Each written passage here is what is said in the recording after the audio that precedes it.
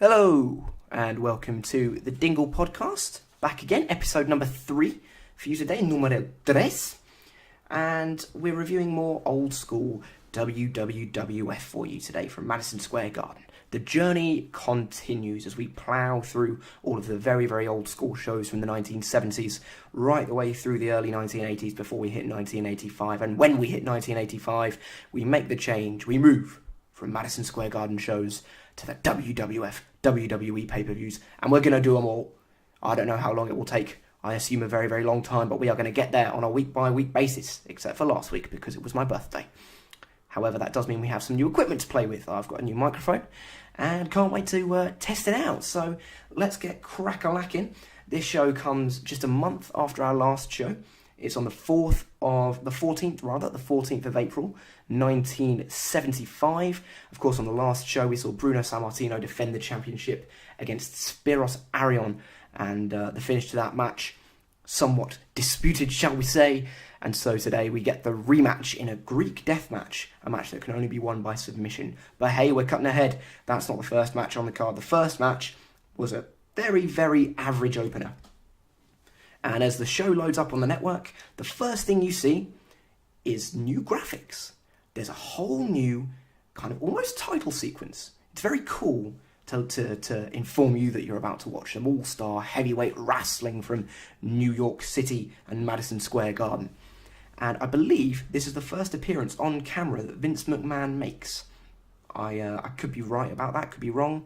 That's Vince McMahon Jr. as the commentator. But this is the first time that we've seen him doing these reviews. And gosh, doesn't he look just so baby-faced and so cute and almost sweet and cuddly. Almost like one of the geeky, nerdy announcers he used to employ, like, I don't know, what was his name? Mike Adamle, the Raw general manager at one point, Mike Adamle. Yeah, so Vince looks very, very cute, especially if we were to compare him to the Vince we see in 2019. And the first match that we get is Tony Altimore against Mike Padusis. Tony Altimore, the heel in this match, although you wouldn't know it from the reaction at the start of the match. Both guys booed resoundingly. They had to do some work to establish Mike Padusis as the babyface. And Tony, former tag team partner of Captain Lou Albano before he made the transition to becoming a manager. And I did a little bit of research that he wasn't often called Tony Altimore. It was more often Altomare. I believe that's more Italian. Molto bene, mamma mia. Either way, they're both veterans, and this is played up really nicely by Vince. So as the match begins, nothing happens. Altimore sort of runs around the ring and poses. And this confused the timekeeper, because he didn't think the match had started either. He rang the bell twice. What a numpty. So officially, the match was over.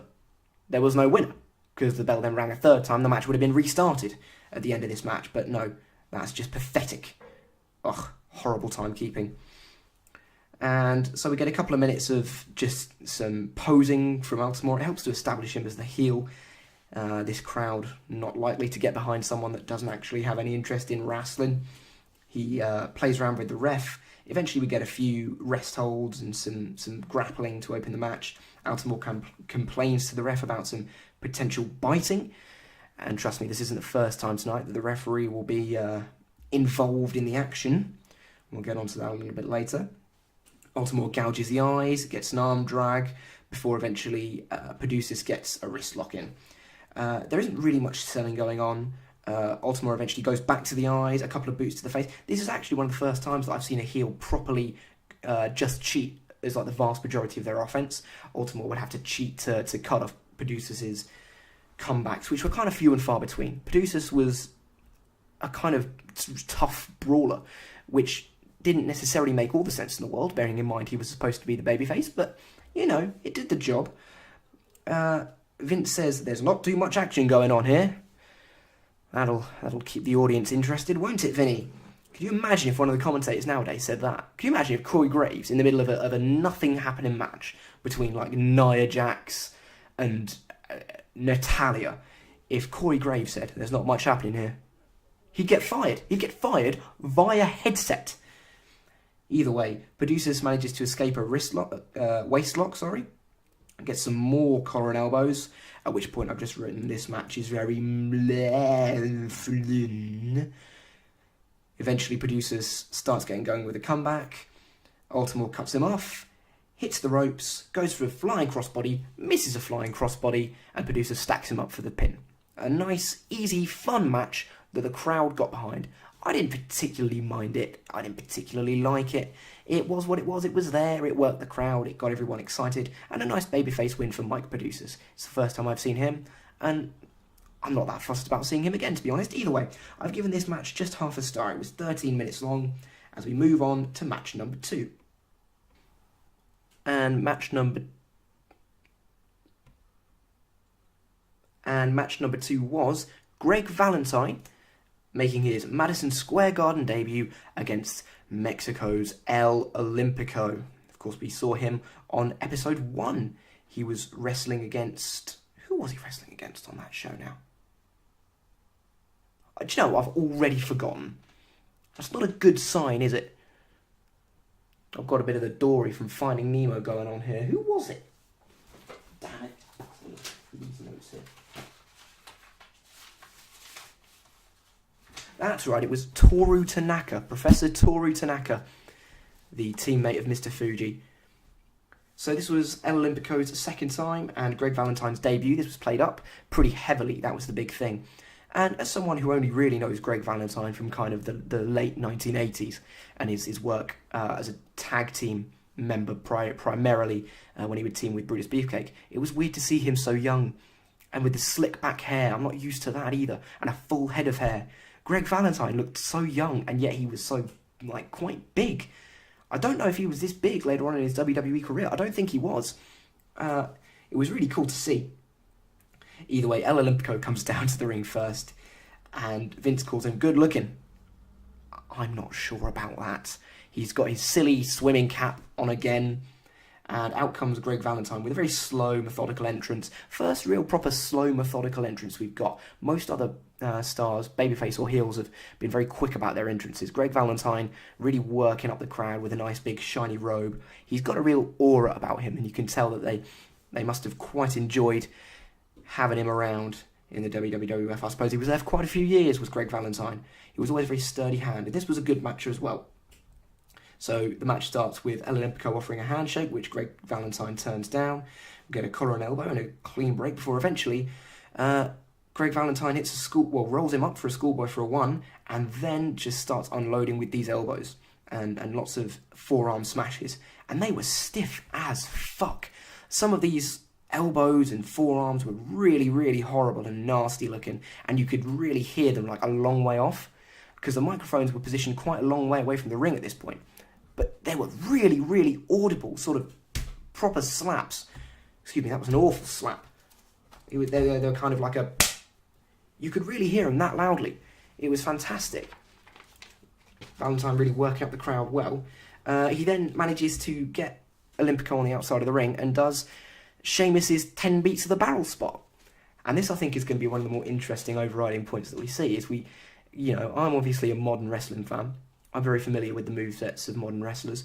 I'm not so familiar with the movesets of classic wrestlers. And so when you see guys like Greg Valentine hanging El Olímpico's arms around the top rope and clobbering him in the chest just like Sheamus does with the 10 beats of the barrel, it's really, really cool, because you suddenly understand where these guys get the inspiration for the moves from. And it helps to, I think, add a level of understanding and almost keep that link between old school and new school alive, a link that sometimes we can lose, I think, when we look at modern wrestling and how different it is and how the philosophy around it seems to have changed in the last few years. Either way, Olímpico gets a little bit of offense in, gets a comeback going, hits 2 drop kicks. The first one, I thought he damn near killed himself, nearly landed on his head. Hits a couple of shoulder blocks, moves in for a third one, but Valentine cuts him off with a back elbow, hits the ropes, hits a big elbow drop and pins him in 7.5 minutes. A nice opener. Not an opener. It was a nice second match. A good debut for Greg Valentine. He got himself over as I'm losing the ability to speak today. He got himself over really nicely as a heel. El Olímpico, as much as I do take the piss out of him, he was a decent worker. and a very decent seller, and he got his opponents over as and when he was required to come in and put them over.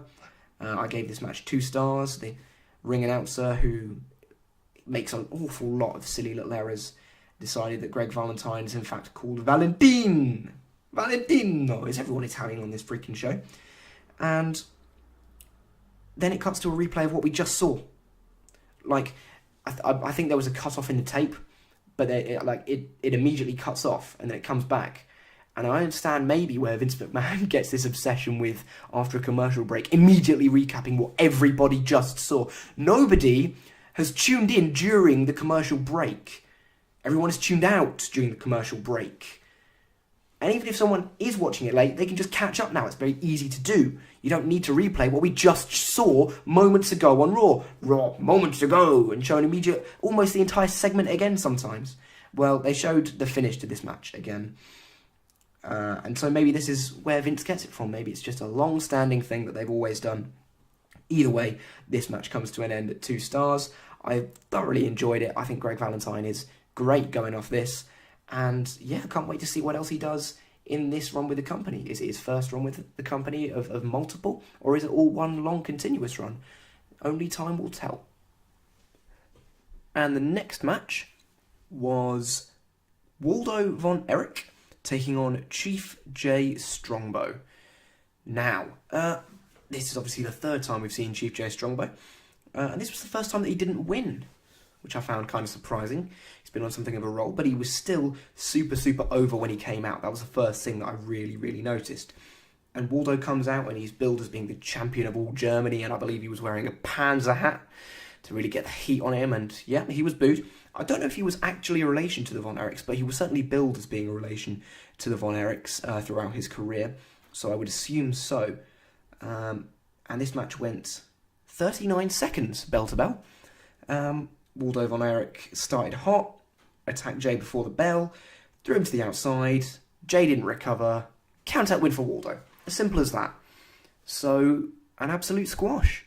Wasn't expecting it at all, especially because Jay Strongbow's been one of the more built-up guys over the past couple of shows, and it was only last month that he got a win on the same show where his former tag partner was challenging for the world title. And of course, he's best friends with Bruno Sammartino in his storyline, so this really is a bit of a surprise, and perhaps shows us how hard they were looking to push Waldo as a potential future challenger to Bruno. Now, of course, Bruno comes out after the match to stop Waldo putting any more beating on Jay, and then they even do a stretcher job. That's how seriously they were taking Waldo. But there's a moment after this match. It seems quite unnecessary, especially looking back on it, because it doesn't get any kind of an extra reaction. But in the 1970s, in New York, Waldo von Erich did the Nazi salute after he won. Oh dear. I don't know if this was planned. I don't know if this was anybody's idea. But it was a bad idea if it was. And it did nothing anyway. It was fruitless, and it just came off as really just so horrible and tasteless. And so I've given this match minus a star. I was going to give it a star because it was a nicely worked squash match that did the job of getting Waldo over as a bad guy, and Jay did really well selling it. But no, I can't possibly give that a positive star rating.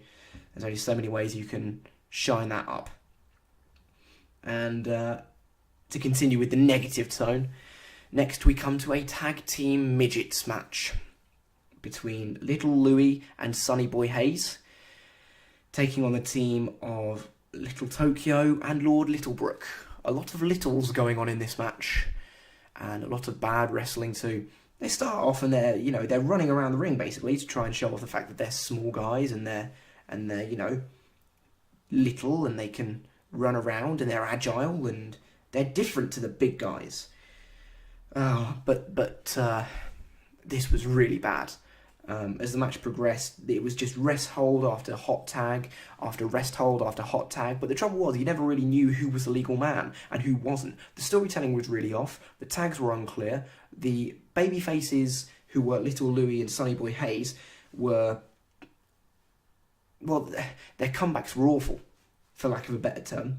And Little Tokyo and Lord Littlebrook, while they were good heels and they were naughty, some of their tricks to try and get heat came off as a little bit corny. And, generally heels like to cheat, don't they? And usually when they cheat, they'll either get away with it, or the ref will catch them and they'll get disqualified, or they'll get reprimanded.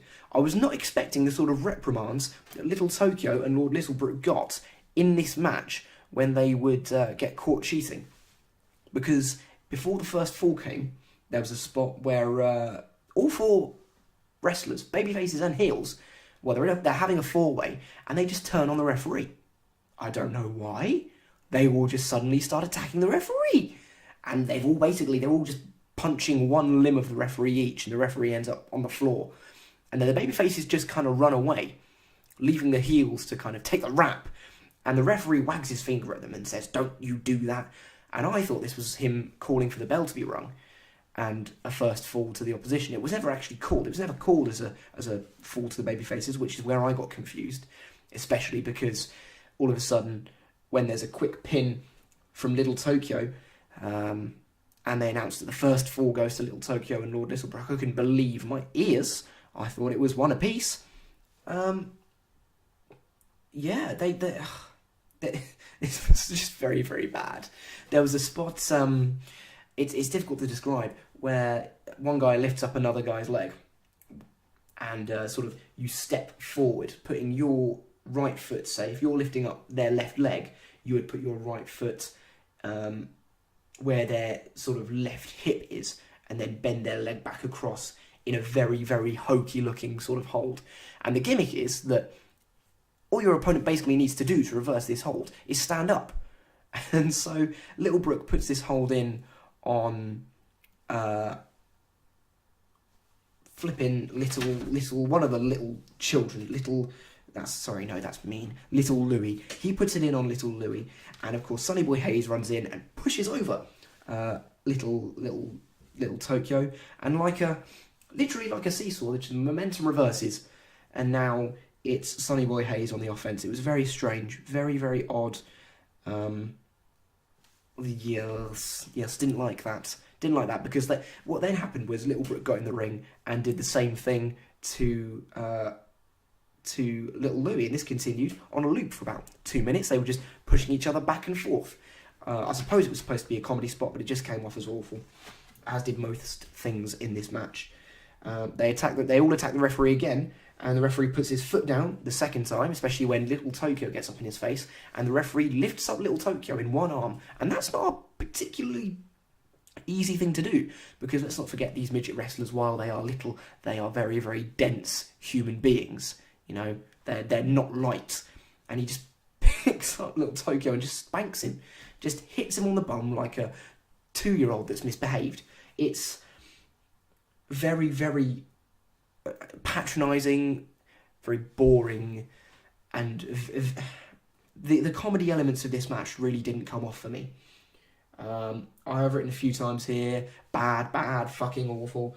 The second fall came when Tokyo and Hayes basically bumped into each other, and then Littlebrook gets rolled up. Tokyo and Littlebrook have a miscommunication and bump into each other, and then Hayes rolls up Littlebrook. Then the final fall was when Little Louie got a hot tag, gets cut off by Lord Littlebrook, and then he knocks into, and then Little Louie knocks into his partner Sonny Boy Hayes and gets stacked up for the pin. And that was that. Awful. A very, very bad wrestling match across just the board. There was nothing about this that was likeable. It was all just very boring, horrible, midget wrestling. Although I would like to point out that after the match, Vince McMahon goes out of his way to put over the unique athleticism and agility of these little midgets, at which point I remembered a couple of shows back, and the way that he described the match between Dottie Downs and Peggy Patterson against Joyce Gradle and Jan Sheridan. And I realised Vince McMahon took a midgets wrestling match more seriously than a women's wrestling match. And there's only like a year between these two shows, and I haven't seen any more lady wrestling since then. Yeah, we shan't be revisiting this, I don't think. And I gave this match -2.5 stars. It was horrible. Say no more.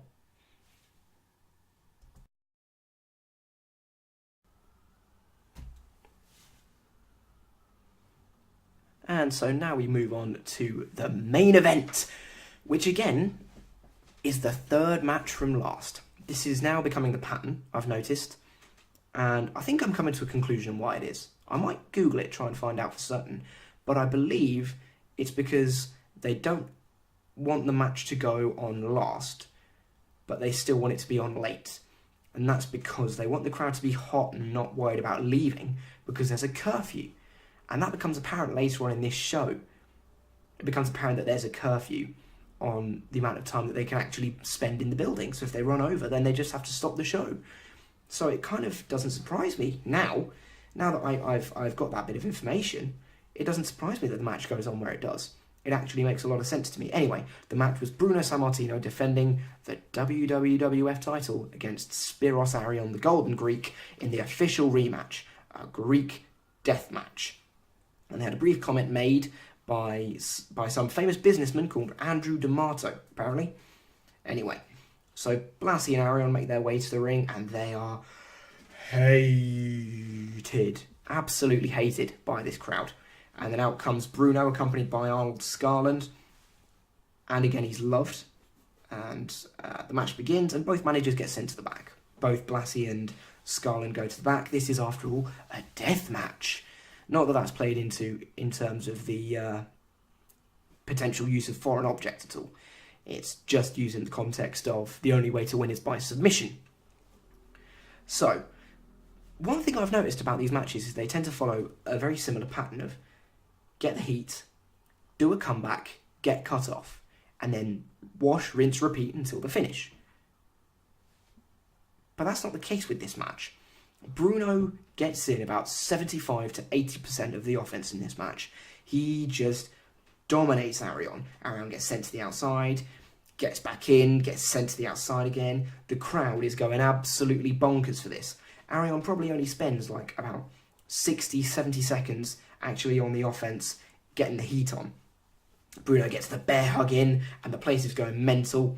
Everybody thinks Bruno's going to do it. Eventually, Arion just manages to escape, although he sells it really well facially, I noticed. It's not often that you necessarily get to see a close-up on the face, but they went in for a close-up of Arion while he was in this bear hug, and he was selling it really well, which is a redeeming quality there, because if you listen to the last review, you'll know that I wasn't a big fan of Spiros Arion's selling in that match. Anyway, Arion gets a little bit of heat in after he hits a low blow. Fans don't like that.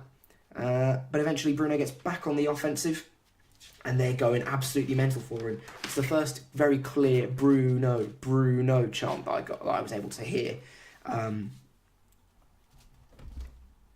when looking at both this week and last week.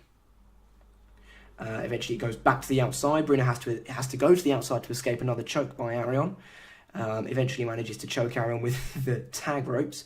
Then I've just written down here that he splats Arion with one really horrible stomp. I can't even remember that looking back now. I may have to go back and watch it again. Either way, Spiros Arion recovers, starts getting some strikes in. I think his official move is the atomic drop, and he goes for it, but he misses it. No, he hits the atomic drop and then goes for his big move, which is a knee drop from the top rope, but Bruno dodges it, goes after the knee, puts in a single leg Boston Crab, and gets the win. 3 stars. Good match, very good match, very fun. Enjoyed it.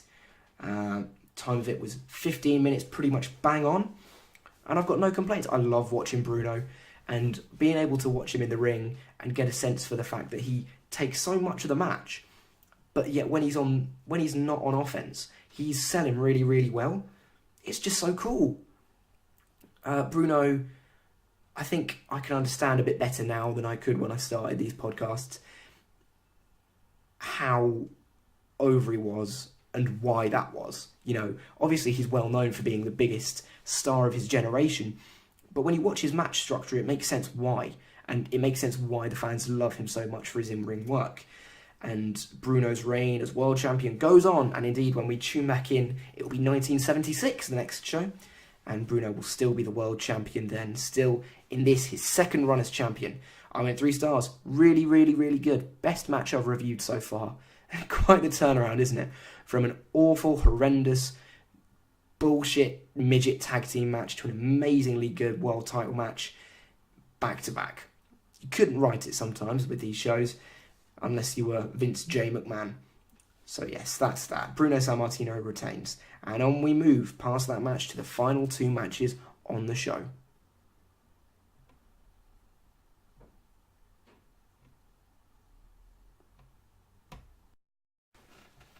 And the second to last match was Big Joe Nova, a great big lug of an athlete, against Eduardo Carpentier. He was French, in case you can't tell. And this match went 10 minutes. I gave it 2.5 stars. And it was more or less a glorified squash match. It was an exhibition of Carpentier, who was 50 years old and fucking ripped, in better shape as a 50-year-old than I'm in as a 20-year-old. Sickening. And he did some really cool moves, did Carpentier. He did some really strong Irish whips that Joe Nova, for a big guy, sold really, really well. He hit some cartwheels type, also he hit a few moves after doing random cartwheels, which I thought was quite funny. He hit a few rolling sentons, as his finish was actually just 3 rolling sentons to a grounded Joe Nova. But he also hit, as part of the finish, a backflip from the top into a double knife edge chop, which might sound like a weird move, and it is, but it looked really cool, and it was a chance to, I think, better explore the athleticism of Eduardo Carpentier. He seems to be getting a little bit of a push here and made to look like a big star in a similar way to Greg Valentine. So yes, an entertaining, if very short-lived match, which brings us on to the final match of the night, and it was Bob Duncan against Victor Rivera. Now, for those of you who listened to the first 2 episodes, you'll know that Victor Rivera is one of my favourites from this time period. I think he's kind of ahead of his time in terms of putting matches together, reliable to work a long period of time and get a good match out of anyone, and he did it again here. So the match starts and it's a grappling battle. Bob Duncan gets an arm lock in, Victor Rivera hits a comeback, Duncan gets sent to the outside, but he keeps coming back, Bob Duncan, to this foreign object for the heat. And Victor hits a sunset flip for a near fall, and the match just progresses along nicely. And again, it was usually Bob will keep coming back to this foreign object to get the heat in. And at one time, it seems like the ref sees it pretty clearly and then just doesn't disqualify Duncan. Anyway, Duncan hits a shoulder block, but both men go down. Duncan gets up first, hits a knee drop from the second rope for a near fall, goes to do it again, misses it. Victor hits a senton and then misses the second. Eventually, Victor hits a small package. Nobody hits a small package. He got Duncan in a small package for a near fall. Duncan gets the heat back with an ab stretch. He then hits a German suplex. No, sorry, he didn't. Victor hit a German suplex. The first German suplex we've seen. Note that date, 14th of April, 1975. The first German suplex of, well, probably thousands by the time we get to the modern day. And that's just from Brock Lesnar. Anyway, Victor hits a German for a near fall, hits a senton for a near fall, and then Duncan gets the foreign object again and goes back to work on Victor. Victor really starts to go for it towards the end of this match, but then the bell rings. And both wrestlers are still kind of... there's been no finish. The bell just rings. And this is the first time that the show's had to end because of a curfew. And Vince McMahon literally said, well, that's it, ladies and gentlemen. We're ending the show now because of curfew. And everyone just got up and left. It was like an enormous clear out. And Vince just goes, we'll see you next time. I gave this match 1 star. It was a good match, but yeah, work to do, I think, in terms of their timing. And it needed a finish. I couldn't go any higher than a star without a finish, even if it was progressing along nicely. It's a shame because I would have liked to have seen this match play out. Either way, Victor Rivera doing it again, rightfully getting, I think, a go in the main event, or rather, rightfully getting a go on last on the show. And yeah, the match finishes as a tie. Victor Rivera is still undefeated on these shows. He's the only man to have wrestled on all three and not yet lost. Of course, Chief J. Strongbow going down like that. So overall, for this show, it was really tricky to come to an overall rating because there were some great bits and there were some not so great bits. But I've gone with 1.5 stars, which does mean overlooking a lot of shit. Does mean overlooking an awful midget match, and it does mean overlooking a Nazi salute. But I have to. I think because the Bruno match was so good, and indeed the last 3 matches were really nice. And it's also a very important show because it's the debut of Greg Valentine in Madison Square Garden, and of course he goes on to be a very, very successful WWF superstar indeed. So that's the show, everybody. Join me again next week for another review. Again, Bruno will be world champion, still in his same one long title reign. But the year will be 1976. Look at that. We're already 2 years further on from when we started. So thank you very much for listening. Please feel free to subscribe and drop a like if you enjoyed it. And I'll speak to you again a little bit later. Have a lovely, lovely week.